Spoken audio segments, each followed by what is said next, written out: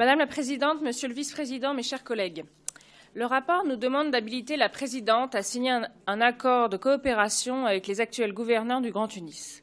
Il s'inscrit, nous dit-on, dans le cadre d'une politique de solidarité suite à la fragilité économique du pays depuis la révolution du jasmin.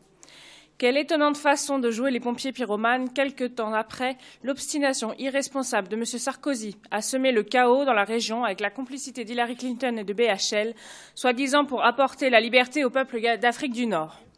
Ernest Hemingway, que l'on cite beaucoup à propos de l'âme festive qui habite la capitale, écrivait ceci au sujet de la guerre. Elle est la panacée pour les nations mal dirigées. Elle est le refuge des opportunistes économiques et politiques.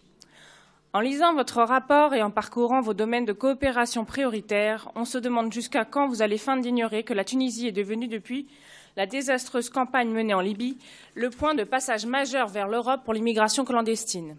Vous n'y faites pas une seule fois allusion comme si de rien n'était. Bien sûr, vous allez soutenir que le sujet de l'immigration est une lubie tenace du Front National. Or, pendant que vous envisagez une coopération économique, culturelle, énergétique et touristique avec le Grand Tunis, l'ONU encourage les flux migratoires à continuer leur expansion vers notre continent. En effet, depuis octobre 2016, le Haut-Commissariat des Nations Unies pour les réfugiés développe en Tunisie des formations de type Vocational Training pour encourager les migrants en direction de l'Europe, ainsi que des formations de sauvetage en mer pour sécuriser les embarcations illégales de clandestins. Pourtant, le sujet préoccupant des migrations clandestines passant par la Tunisie fait l'objet d'un oubli désolant dans votre démarche auprès de nos homologues tunisiens.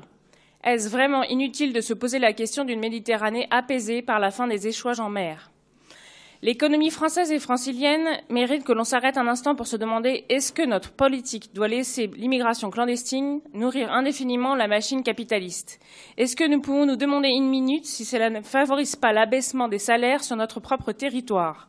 N'êtes-vous pas non plus en train de faire de l'ingérence, madame? La tentation de céder aux sirènes du profit et du communautarisme est grande. Comme l'indique votre souhait de lier la région à un territoire d'origine, je cite, d'une communauté de franciliens. Cette initiative de votre exécutif nous paraît tout à fait contraire à la Constitution, comme nous l'avons déjà signalé précédemment au sujet d'autres communautés. Dans le cadre de votre projet d'accord, vous mettez également à profit un appui institutionnel à la décentralisation, c'est-à-dire que vous voulez exporter le modèle failli du fédéralisme au-delà des frontières de l'Europe. Vraiment, votre passion pour l'échec institutionnel n'a pas de limite. Il serait peut-être judicieux de renoncer à l'enseigner. Pour conclure, seul un opportunisme économique et prix de rentabilité immédiate guide vos choix. Certes, votre portrait idéal de la coopération comporte malgré tout quelques petits traits de francophonie et de soutien à l'innovation. Cependant, nous voyons bien que votre projet ne tient vraiment pas compte de l'actualité du contexte migratoire. Il ne relève pas non plus d'une stratégie nationale, mais d'une tendance fédéraliste et néocolonialiste, bientôt démodée. Merci.